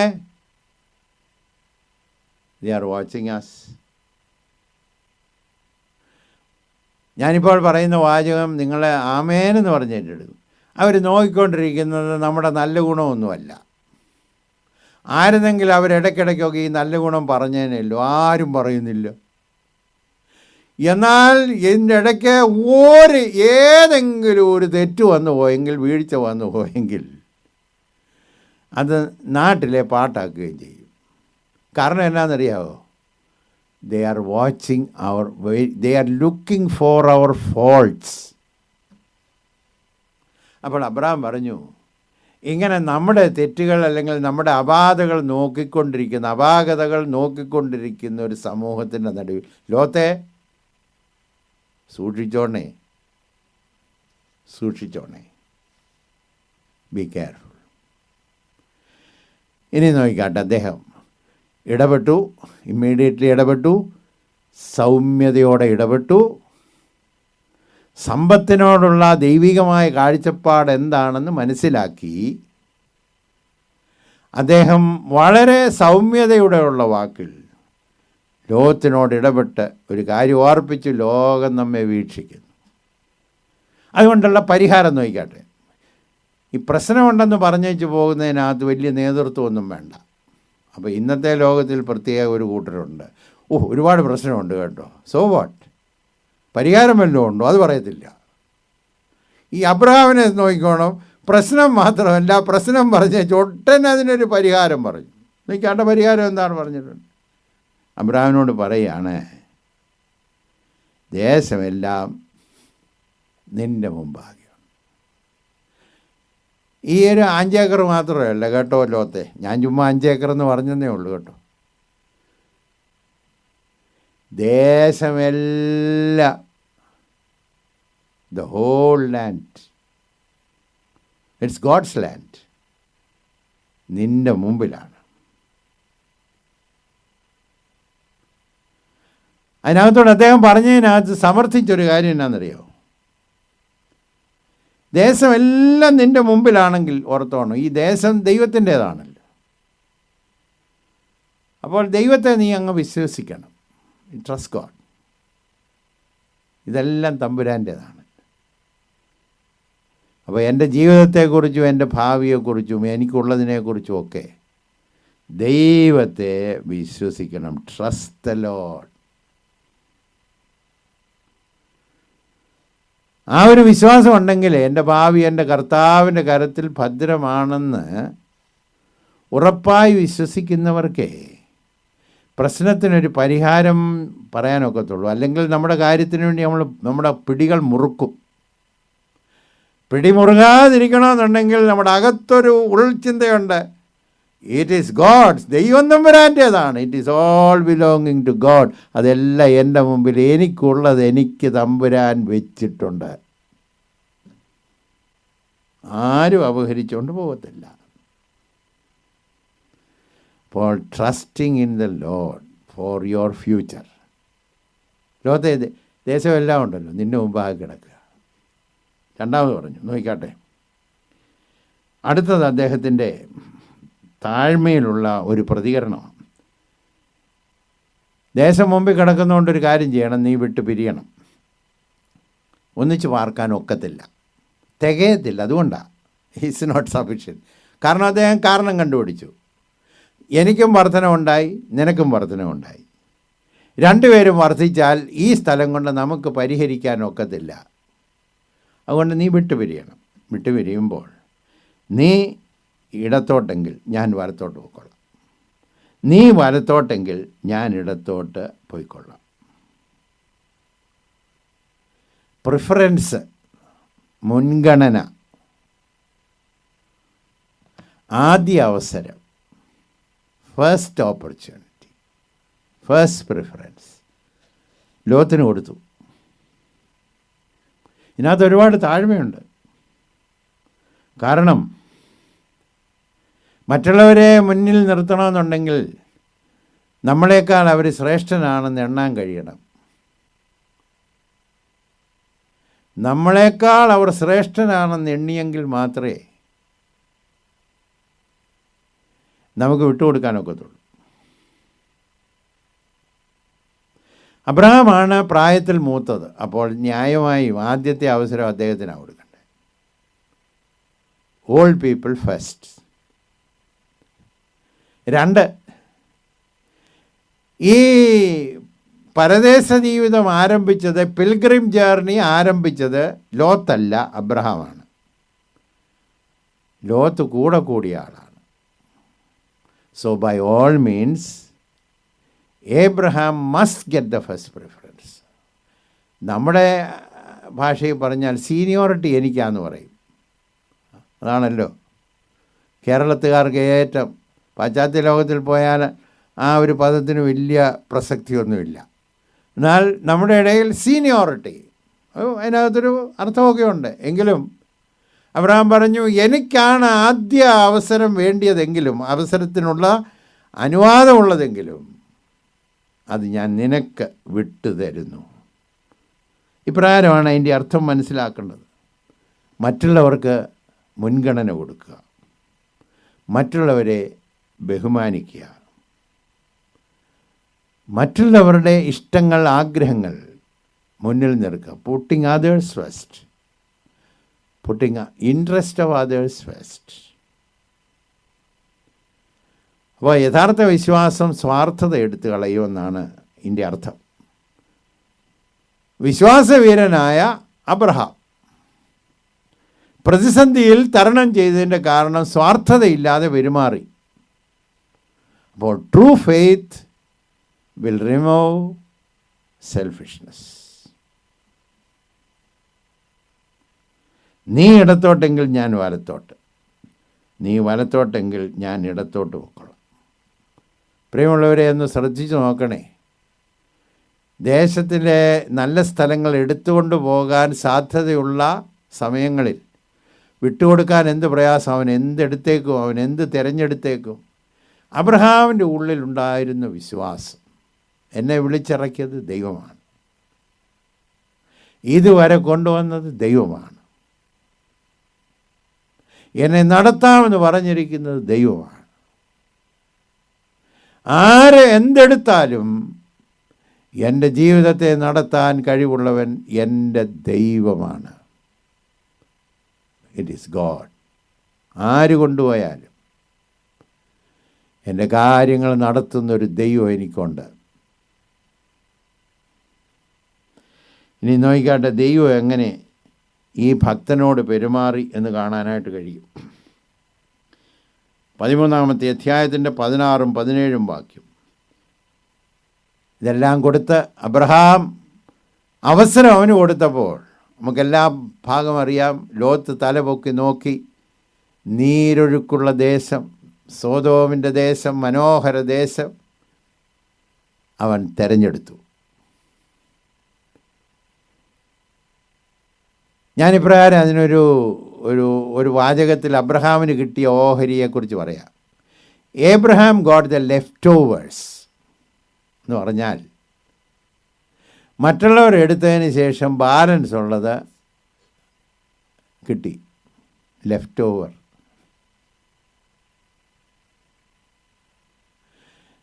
ഈ ജീവിതയാത്രയിൽ എനിക്ക് പല സ്ഥലത്ത് സഞ്ചരിക്കാനിടയായിട്ടുണ്ട്. ഒരുപാട് പേരുടെ കഥകളൊക്കെ കേൾക്കാനിടയായിട്ടുണ്ട്. സഹോദരങ്ങൾ സമർത്ഥരായി വരുമ്പോൾ അവരെ എടുക്കേണ്ടത് എടുത്തു കഴിഞ്ഞിട്ട് ബാക്കിയുള്ളത് എടുക്കുന്ന സഹോദരന്മാരൊക്കെ ഉണ്ട്, ലെഫ്റ്റ് ഓവർ.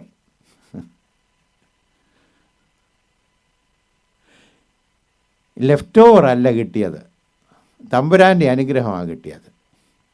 നീക്കി ബാക്കി അല്ല അബ്രഹാമിന് കിട്ടിയത്. ലോത്തിന് അങ്ങനെയാ തോന്നിയത്, ഞാൻ നീക്കി വെച്ചത് അവന് കിട്ടി. അങ്ങനല്ല, ദൈവം ഒരുക്കിയത് അബ്രഹാമിന് ലഭിച്ചു. What God prepared, he got it. ദൈവത്തിൻ്റെ സ്തോത്രം. നോക്കിക്കാട്ടെ, ഇങ്ങനെ പറഞ്ഞിരിക്കുന്നു. ദൈവം കൊടുത്തത് എന്താണെന്ന് നോക്കിക്കാട്ടെ. ഞാൻ നിൻ്റെ സന്തതിയെ ഭൂമിയിലെ പൊടി പോലെയാക്കും.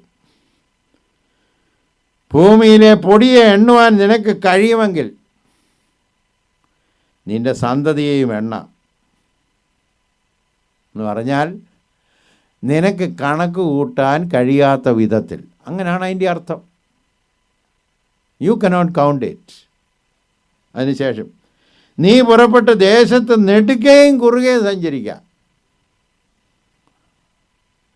ഞാനത് നിനക്ക് തരും.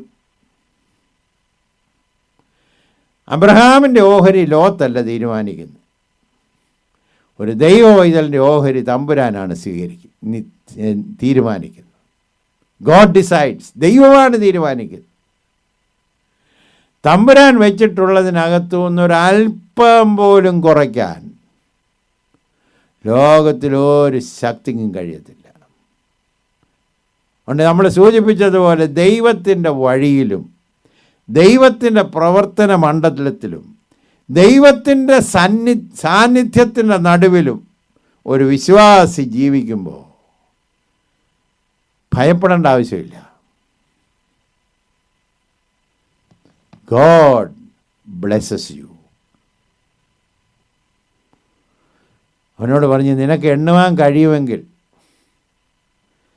കൊടുത്ത ഉദാഹരണത്തിനകത്ത് എണ്ണാനൊക്കാത്ത കാര്യമാണ് കൊടുത്തത്.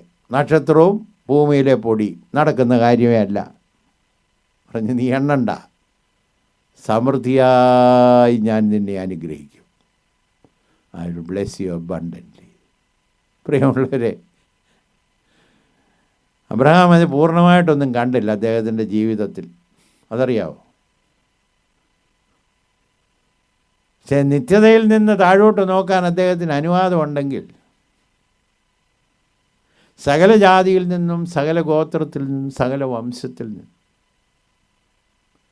വിശ്വാസത്താൽ നീതീകരിക്കപ്പെട്ട അബ്രഹാമിൻ്റെ സന്താനങ്ങളായി കയ്യിൽ കുരുത്തോല പിടിച്ച് ദൈവത്തിന് ആർപ്പിടുന്നൊരു ശബ്ദം അദ്ദേഹത്തിന് കേൾക്കാൻ കഴിയുമെങ്കിൽ എണ്ണിക്കൂടാത്ത സന്തതി. കർത്താവ് പറഞ്ഞു സക്കായിയെക്കുറിച്ച്, ഇവനും അബ്രഹാമിൻ്റെ സന്തതി എന്ന്. അതിൻ്റെ പുറകെ എത്രയോ എത്രയോ ആയിരക്കണക്കിന്. ദൈവത്തിൻ്റെ കണക്ക് തെറ്റത്തൊന്നുമില്ല. മറുവശം കൂടെ നോക്കണമല്ലോ, ചിന്തിക്കണമല്ലോ അല്ലേ? ലോത്ത് 12-ാം വാക്യം. അബ്രഹാം കനാനിൽ പാർത്തു, ലോത്ത് ആ പ്രദേശത്തിലെ പട്ടണങ്ങളിൽ പാർത്തു. വളരെ സ്പെസിഫിക്കാണ്. സിറ്റീസ്. സോദോം വരെ കൂടാരം നീക്കി നീക്കി അടിച്ചു.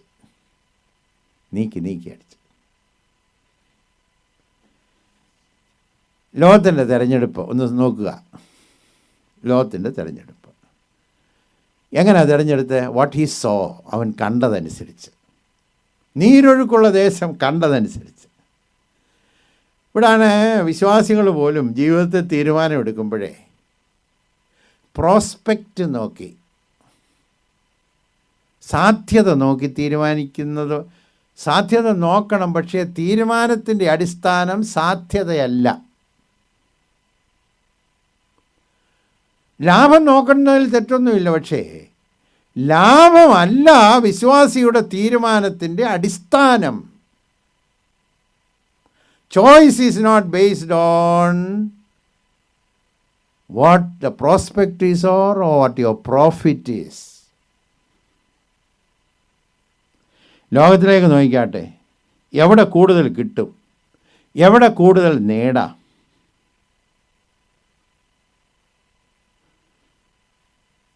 ഇപ്പോൾ ചിലരൊക്കെ ചില സ്ഥലത്തോട്ടൊക്കെ പോകുമ്പോഴേ എൻ്റെ ജീവിതത്തിൽ ആത്മീയ വളർച്ചയ്ക്ക് വല്ല സാധ്യതയുണ്ടോ എന്നൊന്നും നോക്കത്തില്ല. അതിനെക്കുറിച്ചൊന്നും ഒരു വിഷയവും ഇല്ല. കുഞ്ഞുങ്ങളൊക്കെ പോകുമ്പോൾ ഓർത്തോണേ, അവർ നല്ല സാധ്യതകളിലേക്ക് പോയിക്കോട്ടെ. അവരൊക്കെ അവിടെ പോയി നേടിക്കൊള്ളട്ടെ. അകത്തൂടെ ഒരു ചിന്തയുണ്ട്, ഇവൻ അവിടെ പോകുമ്പോഴേ ഇവൻ്റെ ആത്മീക ജീവിതത്തിന് സാധ്യതയുള്ള സ്ഥലമാണോ? ലോകത്തിന് അതൊരു വിഷയമല്ല. ആത്മീക ജീവിതത്തെ പോഷിപ്പിക്കുന്ന സ്ഥലമാണോ എന്നുള്ളതല്ല. നീരൊഴുക്കുള്ള ദേശം, തോട്ടം പോലെയുള്ള ദേശം, പിന്നെ ആടുമാടുകൾക്ക് പറ്റിയ ദേശം. That's my choice.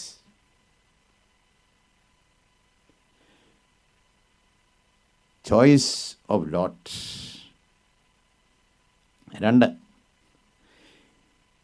ജീവിതത്തിലെ തിരഞ്ഞെടുപ്പുകൾക്കെല്ലാം പരിണിത ഫലങ്ങൾ, കോൺസിക്വൻസ് ഉണ്ട്. ഈ ലോത്ത് നീതിമാനാണെന്ന് തമ്പുരാൻ പറഞ്ഞിട്ടുണ്ടെങ്കിലും പത്രോസിൻ്റെ 2-ാം ലേഖനത്തിലാണ് കേട്ടോ, നീതിമാനായ ലോത്ത് എന്ന് 2-ാമത്തെ അധ്യായത്തിൻ്റെ 2 പത്രോസ് 2:8 പറഞ്ഞിട്ടുണ്ട്. പക്ഷെ അദ്ദേഹത്തിൻ്റെ ജീവിതകാലത്തെ ഈ ദേശവാസികളൊന്നും ഇതൊരു ദൈവ മനുഷ്യനാണെന്ന് ഒരുത്തർ പോലും പറഞ്ഞിട്ടില്ല. നോബഡി, ഒരുത്തരും പറഞ്ഞിട്ടില്ല. As a man of God. മിടുക്കനായിരുന്നു. കാരണം എന്നാണെന്നറിയാമോ? ചരിത്രം പിന്നീട് പോയി വായിക്കണേ. ഇദ്ദേഹം നീക്കി കൂടാരം അടിച്ച് അവസാനം പട്ടണത്തിൻ്റെ വാതിൽക്കലിരിക്കുന്ന നേതാക്കന്മാരുടെ കൂട്ടത്തിൽ വരെ വന്നിരുന്നു. അത് നേട്ടമാണത്. an important person in the town. അത് ശരിയായി. പക്ഷെ ഒറ്റ മനുഷ്യൻ പോലും ഇവൻ ഒരു ദൈവപുരുഷനാണെന്ന് പറഞ്ഞിട്ടില്ല. പിന്നെ എന്നാ ഭക്തി ജീവിതമാണ്? Consequence of wrong choice. 2, സ്വാധീനം ഇല്ലാതെ പോയി. No influence. 2 തെളിവ് പറയാം ഈ ലോകത്തിന് സ്വാധീനമില്ല എന്നുള്ളതിന്. ദൂതന്മാർ ഇദ്ദേഹത്തിൻ്റെ വീട്ടിൽ വന്നപ്പോഴേ ഈ അന്നുണ്ടായിരുന്ന സ്വർഗാനുരാഗികൾ, അന്നത്തെ ഉണ്ടായിരുന്ന ആൾക്കൂട്ടർ അതാണ് ഹോമോസെക്ഷൽസ്. സോതോമിലാണല്ലോ. ഓടിക്കൂടി ഇദ്ദേഹത്തിൻ്റെ വീട്ടിൻ്റെ പടിക്കൽ ഇവരെ വിട്ട് കിട്ടേണ്ടതിന്. അതിൻ്റെ അർത്ഥം എന്നാണെന്നറിയാമോ? ഇങ്ങേരൊരു ദൈവമനുഷ്യനാണെന്നോ തമ്പുരാൻ അദ്ദേഹത്തിൻ്റെ കൂടെ ഉണ്ടെന്നോ ഒരു ഭയം പോലും ഇല്ല. അപ്പോൾ അവരുടെ നടുവിൽ നടക്കുന്ന ഏറ്റവും മ്ലേച്ഛമായ കാര്യം ചെയ്യാൻ ആഗ്രഹിച്ച അദ്ദേഹത്തിൻ്റെ വീട്ടുപടിക്കലാണ്. കാരണം എന്നാണെന്നറിയാം? ഭക്തിയില്ല, ദൈവഭക്തിയില്ല. തീരുമാനങ്ങളൊക്കെ നേട്ടത്തിന് വേണ്ടി തീരുമാനമെടുത്തു, പക്ഷെങ്കിൽ നോ ഗോഡ്ലിനെസ്. 2, ന്യായവിധി വരുന്ന കാര്യം ദൂതന്മാരയച്ചത് അറിയിച്ചത് 19-ാമത്തെ അധ്യായത്തിലുണ്ടല്ലോ. മക്കളോടും മരുമക്കളോടും ഒക്കെ പറഞ്ഞു, പട്ടണം നശിക്കാൻ പോവുകയാണ്. 19-ാമത്തെ വാക്യത്തിൽ പറഞ്ഞിട്ടുണ്ട്. മരുമക്കൾക്ക് യാതൊരു സ്വാധീനവും അപ്പൻ ചെലുത്തിയിട്ടില്ല മരുമക്കളുടെ മേൽ. ഉടനെ അവരെന്താ പറഞ്ഞെന്നറിയാം? ഓ, അപ്പച്ചൻ തമാശ പറയില്ലേ, ഈസ് ജോക്കിങ്. നോക്കിക്കോണേ, ഈ വല്യപ്പനെ ഒരു സ്വാധീനവുമില്ല, ഒരു സ്വാധീനം. ഈ ദൈവഭക്തിക്ക് സ്വാധീനമില്ലെങ്കിലേ ചിന്തിക്കണ്ടായോ? ലോകത്തിൽ ഏതേലും കാര്യത്തിന് ഈ വലിയ സമ്മർദ്ദം, ശക്തി ഉണ്ടാകണമെങ്കിൽ അത് ദൈവഭക്തിയില്ല. It is godliness. അതല്ലേ തമ്പുരാൻ്റെ അടുത്ത് ഇരുന്നേച്ച ഒരു മനുഷ്യൻ ഇങ്ങോട്ട് ഇറങ്ങി വന്നപ്പം താഴെ വരെ വന്നില്ല, മേളിൽ ഇരിക്കുന്നേ ഉള്ളൂ. മോശയുടെ കാര്യമാണ് ഞാൻ പറഞ്ഞത്. താഴെ ഇരിക്കുന്ന ജനം പറഞ്ഞു, അയ്യോ അവൻ്റെ മുഖത്തോട്ടൊന്ന് നോക്കിയേ, ദ ഇൻഫ്ലുവൻസ് അദ്ദേഹത്തിന് നഷ്ടപ്പെട്ടു. അപ്പോൾ ദൈവപുരുഷനാണെന്ന് അറിയുന്നില്ല, സ്വാധീനമില്ല. 3, സന്തോഷം പോയി. 2 പത്രോസ് 2:8 പറഞ്ഞിട്ടുണ്ട്, നീതിയുള്ള മനസ്സിൽ താൻ നൊന്ത് ദുഷ്കാമ പ്രവൃത്തികൾ കണ്ട് വലഞ്ഞുപോയ ലോത്ത്. 2 പത്രോസ് 2:8 നൊന്ത് വലഞ്ഞുപോയ ലോത്ത്. Are you happy Lot? അദ്ദേഹം പറയും, no, I am groaning inside. ഒരുപാട് നീതിമാന്മാരുണ്ട് ഈ ലോകത്തിനെ പോലെ ലോകത്തിൽ. Made successful in life but groaning inside. ഒരുപാട് ജയിച്ചു, പക്ഷേ ഹൃദയത്തിനകത്ത് ഞരക്കമാണ്. അടുത്തത്, എന്തോ ഉണ്ടാക്കാൻ പോയോ ഉണ്ടാക്കിയതെല്ലാം തീക്കിരയാകുകയും ചെയ്തു. ഈ വലിയൊരു ഭയങ്കര ട്രാജഡി അല്ലേ? അത് ഉണ്ടാക്കാനാണ് അങ്ങോട്ട് പോയത്. എന്തിനാ സോതോമിലോട്ട് പോയത്? കനാനിൽ കിട്ടുന്നതിനേക്കാൾ കൂടുതൽ കിട്ടാനാണ് അങ്ങോട്ട് പോയത്. പക്ഷെ അങ്ങോട്ട് അവിടെ ചെന്ന് ഉണ്ടാക്കിയതെല്ലാം തീയും ഗന്ധകവും ദൈവത്തിൻ്റെ സന്നിധിയിൽ നിന്നിറങ്ങിയ കന്മഴയും നശിപ്പിച്ചു. Took it all. ആരോ ഒരു ഭക്തൻ പറഞ്ഞു, അത് എനിക്കിത് വളരെ നല്ല ചിന്തയായി തോന്നി. അബ്രഹാം സമയാസമയങ്ങളിൽ യാഗപീഠത്തിന്മേൽ ദഹിപ്പിക്കേണ്ടത് ദഹിപ്പിച്ചു. അതുകൊണ്ട് അദ്ദേഹത്തിന് നഷ്ടമൊന്നും വന്നില്ല. യാഗപീഠമില്ലാത്ത മനുഷ്യൻ്റെ സകലവും തമ്പുരാൻ ദഹിപ്പിച്ചു. സമർപ്പണമുള്ള ജീവിതത്തിൻ്റെ നേട്ടവും സമർപ്പണമില്ലാത്ത ജീവിതത്തിൻ്റെ കോട്ടവും. He lost everything. അവസാനം he lost his family. ഭാര്യ ഉപ്പുതൂണായി. 2 പെൺമക്കളുണ്ടായിരുന്നു.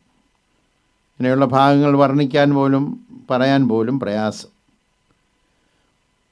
ഉൽപ്പത്തി 19:26 അത് പറഞ്ഞിട്ടുണ്ട്. ഉപ്പുതൂണായ ചരിത്രം. അതിൻ്റെ 30 മുതൽ 38 വരെയുള്ള വാക്യങ്ങൾ അപ്പനെ മദ്യപിപ്പിച്ച് കൂടെ ശയിച്ച് ദൈവജനത്തിന് എന്നേക്ക് ശത്രുക്കളായിരുന്ന സന്താനങ്ങളെ ജനിപ്പിച്ച 2 പെൺമക്കൾ മോവാബ്യരും അമ്മോന്യരും അവരുടെ ഉദരത്തിൽ നിന്നാണ് വന്നത്. സ്വന്തം അപ്പനിൽ നിന്നും. Lost the family.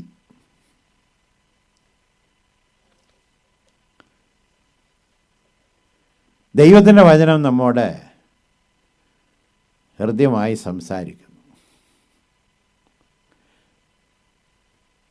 ജീവിതത്തിൻ്റെ ഇല്ലായ്മയിൽ തോറ്റുപോയ അബ്രഹാം ജീവിതത്തിൻ്റെ സമൃദ്ധിയിൽ തോൽക്കാൻ ഇടയായില്ല.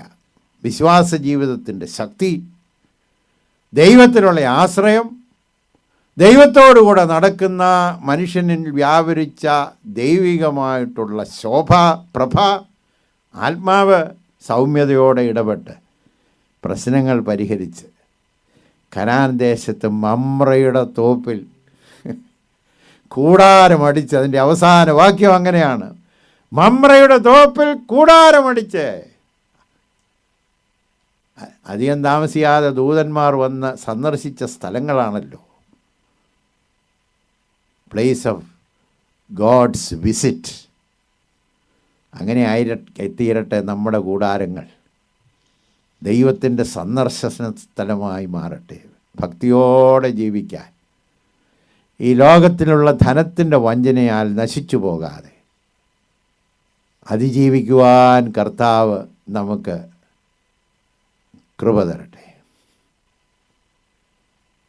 അതുകൊണ്ട് ഇവിടെ നമുക്ക് നിലനിൽക്കുന്ന നഗരം ഒന്നും ഇല്ല. കഥയോടെ പറഞ്ഞ് അവസാനിപ്പിക്കാം. ഒരു കെട്ടുകഥയാണ് കേട്ടോ. ഒരു മനുഷ്യനൊരു ദ്വീപിൽ കപ്പൽ ഛേദത്തിൽ വന്ന് പെട്ടുപോയെന്നാണ് പറയുന്നത്. അപ്പോൾ അവിടെയുള്ള ആളുകളെല്ലാം കൂടെ ഇദ്ദേഹത്തെ കണ്ടാൽ ഒരു അല്പം അവിടെ ചെയ്യാറുള്ളത് പോലെ ആ മനുഷ്യനെ പിടിച്ച് രാജാവാക്കി ആ ദേശത്തിൻ്റെ. അധികം താമസിയാതെ അദ്ദേഹത്തിനൊരു കാര്യം മനസ്സിലാക്കി. ആ ദേശത്ത് അവരൊരാളെ രാജാവാക്കിയാൽ 1 വർഷത്തേക്കേ രാജാവാക്കത്തുള്ളൂ. 1 വർഷം കഴിയുമ്പോൾ പിടിച്ച് ഇതിനടുത്തൊരു ദ്വീപുണ്ട്, അവിടെ ഒന്നുമില്ല, ഒരു കാര്യവും വളരത്തുമില്ല. ആ ഊഷരഭൂമിയാണ്. 1 വർഷം കഴിയുമ്പോൾ രാജാവാക്കിയ മനുഷ്യനെ ഇവരെല്ലാം കൂടെ പിടിച്ച് ഊഷരഭൂമിയിൽ കൊണ്ടുവിടും. അപ്പോൾ ഈ കഥ അദ്ദേഹം മനസ്സിലാക്കി.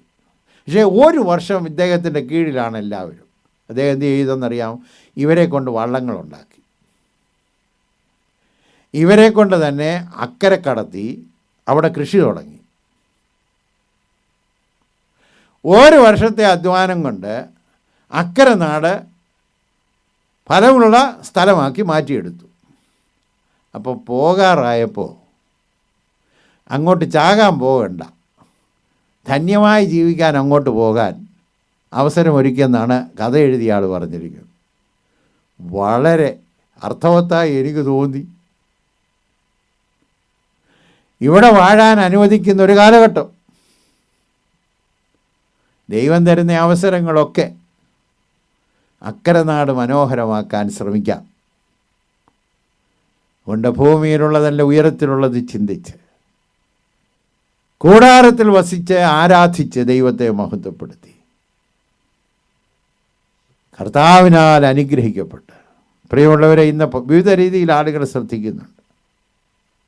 മുമ്പേ സൂചിപ്പിച്ചതുപോലെ സഹോദരന്മാർ നീക്കിബാക്കിയിൽ ജീവിക്കുമെന്ന് ചിന്തിച്ച് ഇട്ടിട്ട് പോയിട്ടുള്ളവരൊക്കെ ഉണ്ടില്ലയോ? അവിടെ ജീവിക്കാൻ പോകുന്നത് നീക്കിബാക്കി കൊണ്ടല്ല, ലോത്തിട്ടേച്ച് പോകുന്നത് കൊണ്ടല്ല അബ്രഹാം ജീവിക്കാൻ പോകുന്നത്.